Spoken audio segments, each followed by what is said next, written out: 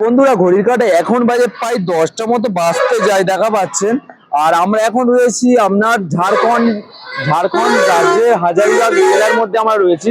আর যদি আমার এদিকে যদি রোডের জ্যামটা দেখায় তাহলে বুঝতে পারবেন যে কত পরিমাণে জ্যাম দেখুন বন্ধুরা।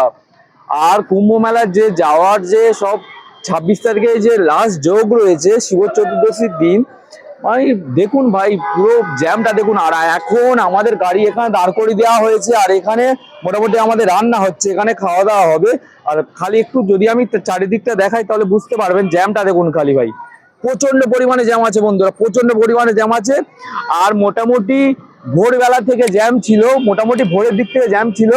আর তাছাড়াও আমরা একটু আগে থেকেই ছিলাম, আগের দিকে ছিলাম। তো মোটামুটি রাত দুটো থেকে জ্যাম প্রচন্ড পরিমাণে।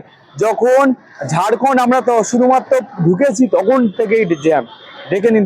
এখন এখানে মোটামুটি 3টে গাড়ি রান্না খাওয়া দাওয়ার ব্যবস্থা হচ্ছে এখানে। আর অনেক কটা গাড়ি বার হয়ে গেল এখান থেকে। আর দেখুন জ্যামটা দেখে নিন খালি, প্রচন্ড পরিমাণে জ্যাম বন্ধুরা। লরির জ্যাম তো আছেই, সঙ্গে বাসের জ্যামও আছে। চারে দেখে নিন খালি ভাই, অবাক করা বিষয়, অবাক।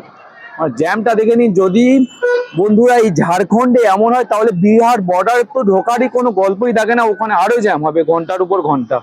দেখে নিন খালি ভাই, প্রচন্ড পরিমাণে জ্যাম আছে দেখুন।